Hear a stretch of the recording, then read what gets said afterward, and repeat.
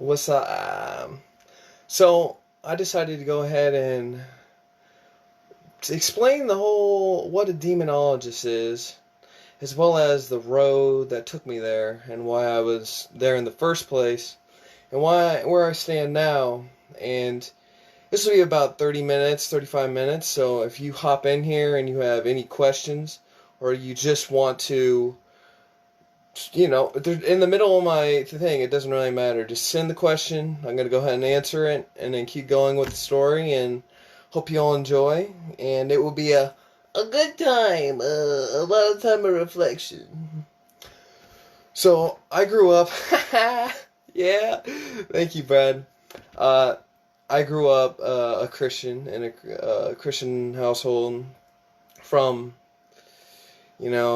honestly, from what I can remember, I always remember, going to the child, go to the church, go learn, and everything else, and all that till about 8th grade, till I quit doing all that. And really quick, how many demons/devils are there? A lot, bro. Like infinite amount. If we could see with our spiritual eyes all the spirits around us, it would blow our minds, absolutely blow our minds. So, I'm just gonna say infinity and beyond, bro, and that goes with all spirits. Um, Next one. So after this time, I didn't really have anything other than you'd say your recited prayers, whatever. It was almost like it was a dial, like a script, basically, like. Please God do this, please God do this, and I didn't really have like an affinity for it. And then I quit going to church for a while. And then it sparked back up when I was in high school. My dad gave me this book, Exorcist Tells His Tales.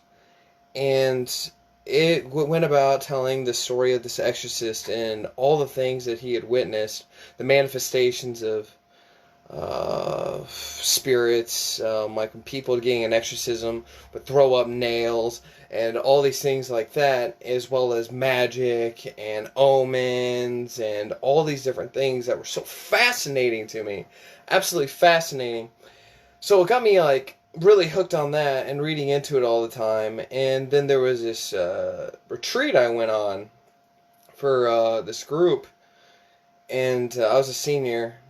And I ended up, one of the biggest things that occurred is I had a lot of issues with some people as I was going through high school. And on this retreat, we ended up having to, one of the things they want us to do is wash the person's feet that is inside of the room with you that you want to forgive and love. And I remember doing that to this, the time it was this girl, and there was a lot of issues and everything else that went on there, and I remember washing her feet and this feeling of letting go, and it felt so amazing. I remember crying, and I really felt this ease in my heart, and it just made me more on fire about learning more and more about, at the time, Catholicism. So I started going to this one youth group, and as I would learn more about the Christian perspective, I was also learning more about witchcraft and such because, as that was occurring and all that, I was also on fire about that. Let me read this question. What is the difference between an angel and a demon? The difference between an angel and a demon. Well, honestly, there's almost really no difference other than the human's perspective about it. Because if you could see the spirit within your own spiritual vision, you would be able to recognize, like, you wouldn't actually be able to see the difference or feeling. Really, angels are inside of the Christian, Judeo-Christian paradigm to where it's like they almost follow these certain codes, whereas these demons are kind of outside in their own thing, and they kind of don't really have any restrictions on what they can and cannot do. But as of appearance and power, there's really no difference. Demons are just demonized by, whatever culture beat your culture, your god and spirit is now a demon, so in the day and age we are now, there's been so much conquer and take over, it's been absolutely ridiculous. So it's like, how can we even say what is good and what is not good? So back onto the story.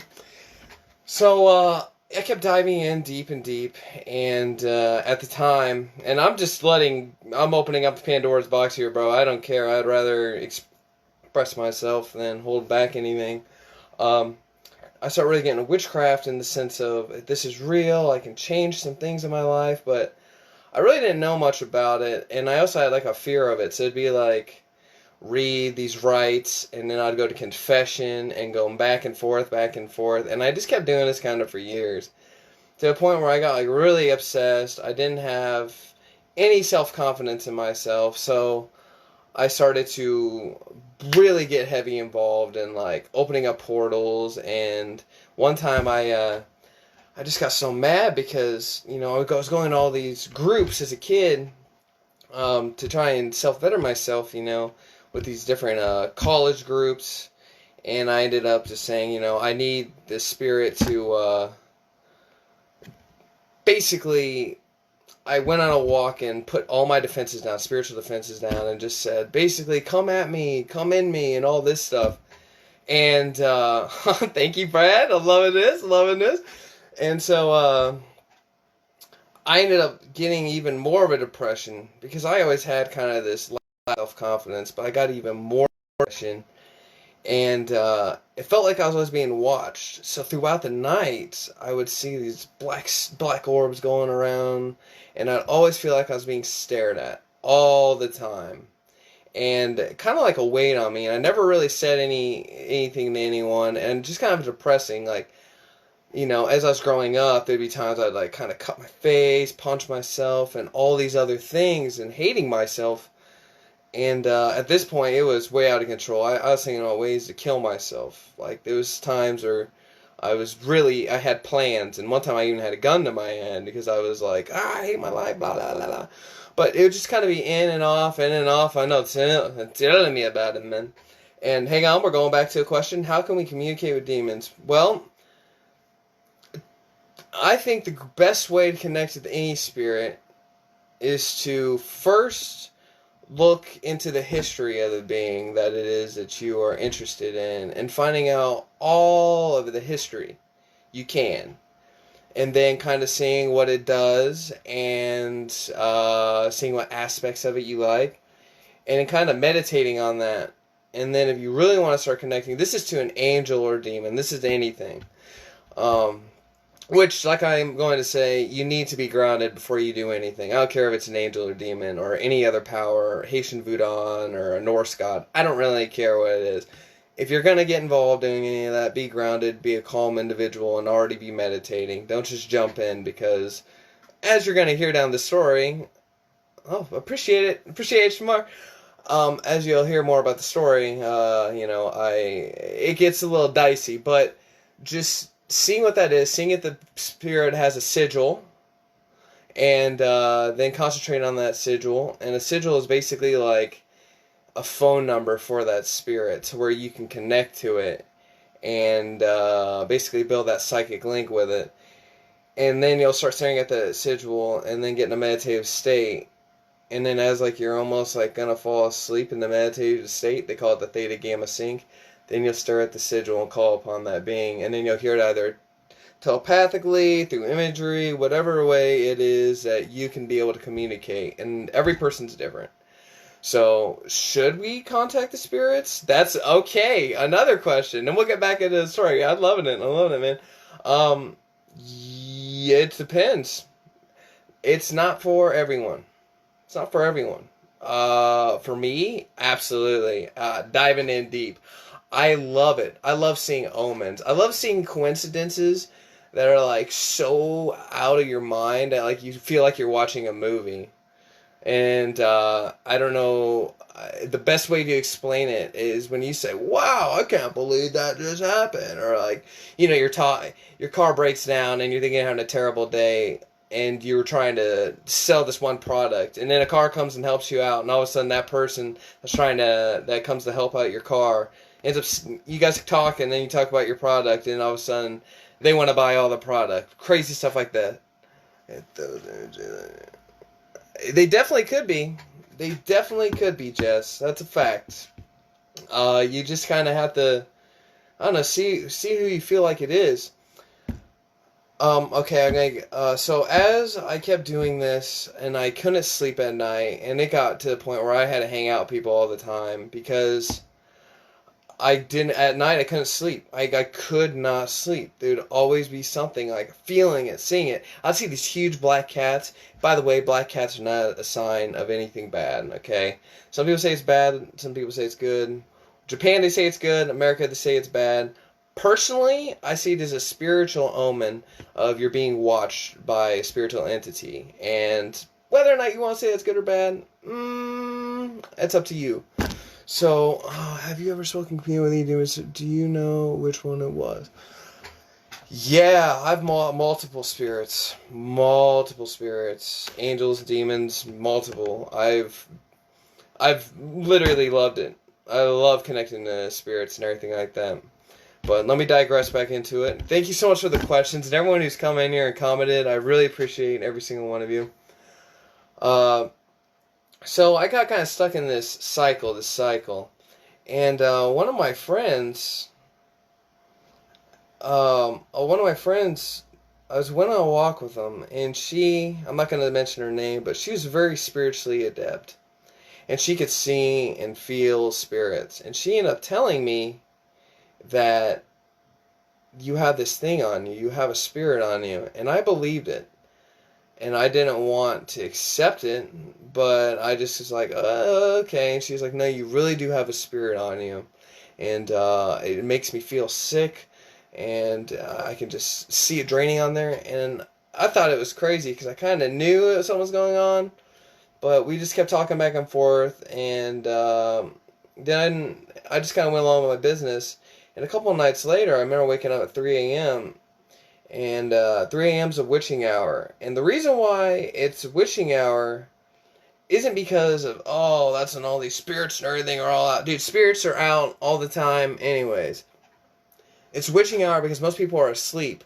And each human produces a psychic energy. And our thoughts and our actions as well as just our vibrations. So the less energy going every single place, here, there, and there, it makes it so it's crazy. So when it's nighttime, and there's not many things going on like that, it's a lot more calmer. A lot more calmer. So things can get in and out a little bit more. So I was turning over. I just felt like I was being watched again. Another typical thing, which I had a cat at the time, and my cat would always be staring and watching over me. And shout out to Ash Ketchum. He's adorable. R.I.P. brother. And I was laying there, and I turn over, and there's this girl, like 4 feet tall, white gown, black hair over her eyes, and she's just staring at me, like next to my bed. And it was the most terrifying experience. I was so shocked. I just grabbed my blanket, put it on my head, and I didn't move till the sun was up. And then I looked, and then it was gone, and that's when I knew there was something there, and 100% something was going on, and I knew I had to get rid of it. And so I had a lot of, reading about ways to get rid of things and all that. And so what I ended up doing was I went to a church and wrote down everything I forgave myself for. Because lots of the times we have these attachments to us, whether it's our past, and if we don't look at it, like really look at it, and write down what we forgive ourselves for, and who we want to become. I did that, and then prayed for St. Michael the Archangel to be with me to cut the cords, as well as Raphael the Archangel, which I love those angels so much. And they really mean so much to me. And I ended up writing it down. I went outside and burned that paper. And then each day I got happier and happier and more and more confident in myself. And I felt that release on me. And it just changed my whole life. And I mean, I was going to school for being a political science major to become a cop. Yeah, Leighton become a cop. Freaking hilarious. And so I ended up changing my degree to an environmentalist. And then just because I love nature, being outside, it's a great way to get grounded. Nature spirits, love it all. Namaste. And then I changed it to a theology major and even thought about being a priest for a while. And as I was going through that, I started helping out, teaching kids about Catholicism at the church for a couple of years. And while I was doing that, I was also still going to school. And as I'd be at school, I wouldn't be doing my homework during classes. I'd be doing research into conspiracy theories. Because I thought at first Luciferians were the, bad guys. Catholicism and Christians were the good guys. Environment is the biggest stoner thing. Well, man, we gotta love the environmental degrees, man. So I was, teaching them as well as diving deeper and deeper. And, questions about where the pyramids came from, questions about what is a demon. I just kept doing the research, diving in more and more and more. And, I believe that there was a Illuminati, which I'm not going to really get into that or any conspiracy theories in the first place. I'm not trying to do any of that nonsense. But I just really kind of felt tapped in, and I would teach kids, to question more things, and each group I would be in, whether it was helping out from, I was teaching 8th graders, then I started teaching high schoolers, I started going to adult groups to get as many answers as I could.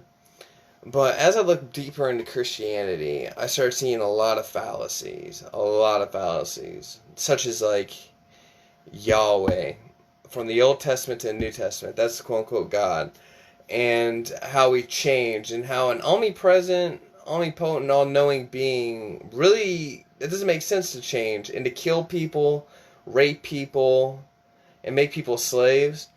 And it was really, it was just bumpy, you know what I mean? And then when I talked to priests, or talked to other people about, well, what about these pyramids? Now, could there have been aliens? Could there have been, people being able to use telekinesis? And asking these bigger questions, it would make them uncomfortable, and they'd say, stop asking those questions. And as I'd get deeper, I ended up getting kicked out. I ended up being told not to help out with high schoolers. I ended up being told to leave an adult group because my faith wasn't there. And, that's pretty trash if you ask me.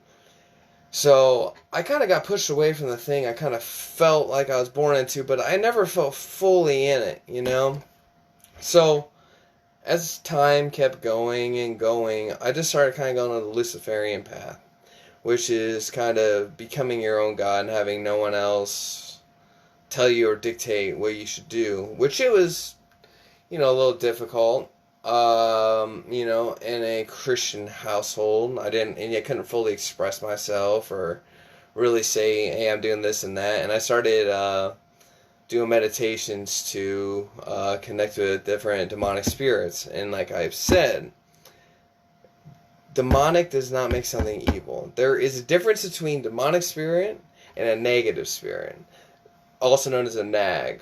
A nag is a spirit that will just drain you. Just does nothing. It's just like a dirty goop up in the astral realm that would just attach to your aura and who you are and just drain you. There's no reason a demon would do that. There's no reason. And I don't care if you agree or disagree. It does not matter to me. I'm just telling you from the research, that's what it is. Every demon I've ever worked with has given me insight and a perception to be able to be more awakened and understand myself. And so I just kind of started doing that. But I'd get obsessed with... throughout my whole life, I always had this issue of an obsession with whoever I was into, and so it just kind of become like an obsession on this witchcraft, an obsession on the truth, an obsession on this girl, this, that, and the other. It just caused me to go crazy, but I was also being able to see more and more truths of, who I am, what I really stand for, finding out like what my purpose is more and more of myself, and just kept going for that. But it was pretty chaotic. I ended up doing this one path working with a demon, and I ended up getting a really dark place. Like I said, not everyone should tap into a current, because each spirit or entity is like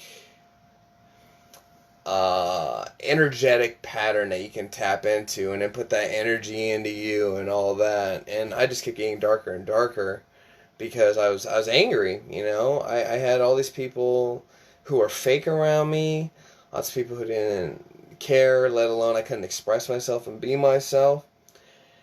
So, you know, I really tapped in and I found out more about myself and found more truths. And you know, then I had to go through losing my dad, and that hit me completely in the sense of understanding, like, you have to just love people and have gratitude in the moment and for the people who are in your life and care about you.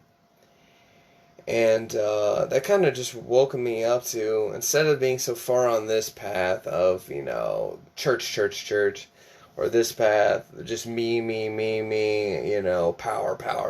I'm kind of walking this middle path, where I now feel, you know, whether it's an angel or demon, I'll just connect to him if I feel called to it. And overall, my mission and throughout all this is to better the planet and helping anyone that needs help. And throughout the years, I have ended up having people enter my life who have had spiritual issues, who I didn't know them at all, but something brought them to me, and I'd go help them out by cleansing their house. I performed a few exorcisms. I've been able to give people wisdom and ideas on the way to get rid of these negative cycles, negative energies in them. And I've been doing that for about 4 years now and helped out multiple people. And I've been able to finally have that reflection on why all this craziness happened to me. And it's not to guide anyone to go somewhere necessarily, but it's to help people get out of the same cycles and gain self-empowerment as well as love themselves. And above all, my top thing is to help every way I can the planet. And that's why I have a song, Picking Up the Trash. And my new music, you're going to see what it's truly about and what I care for. And you know, as L the Alchemist, all my music has been about my journey into who I am today. And at the end of Lead to Gold, it really kind of just sums it all up. Like, now I understand who I am. And each day I learn more and more. And each day, the right people come to my life who are called to be in my life, as well as the people who aren't supposed to be in my life are leaving my life. And there'll be omens or certain things that I'll see that's like really tapping in the matrix to really show me the truth. And it's been a wonderful spiritual journey. And so the best way for me to incorporate, you know, all these things I've learned from 2011 to now, these past 9 years have been crazy. So many things is to help people, to spiritually help people, physically help people, and mentally help people. And just help us all grow and stop hating each other and show love. And now with this virus going on, people are living in fear and worry, which right now is a great time to ground yourself and figure out who you are, what things you really care about, and to not waste our time. You know, we have this time for a purpose. So don't just waste and throw it all away. As well as don't waste your time with people who don't care. If someone's afraid that I've worked with Lucifer, or someone doesn't like me because I've worked with Jesus, I don't care. I really don't care anymore. Honestly, I'd rather burn a bridge than worry about things now. And I would love to express my past so I can be able to help other people and not fall into the same pitfalls, as well as understand our past doesn't define us. Our past creates the path to success, to who we're supposed to be. And I thank you all who watch this, who spend your time seeing this, and I hope the best for you. And if you have any questions, comment below. And know I'm here for you. If you have a spiritual issue or know someone that has a spiritual issue, I'm always here. I'm the Ghostbuster in Fort Wayne, okay? I'm the Ghostbuster in Fort Wayne. So hit me up, and peace with all of you, and thank you so much again for watching. And stay tuned. I'm going to have new music coming out soon. And I'm also calling all you Spartans, the people who like to push themselves to the next level, who like to go above and beyond, Also DM me, because I got some exercises, as well as when I do my activities. You can come out and join when we do field day, because I need more Spartans out there with me. So take it easy. It's namaste, peace, love, and destruction. See ya.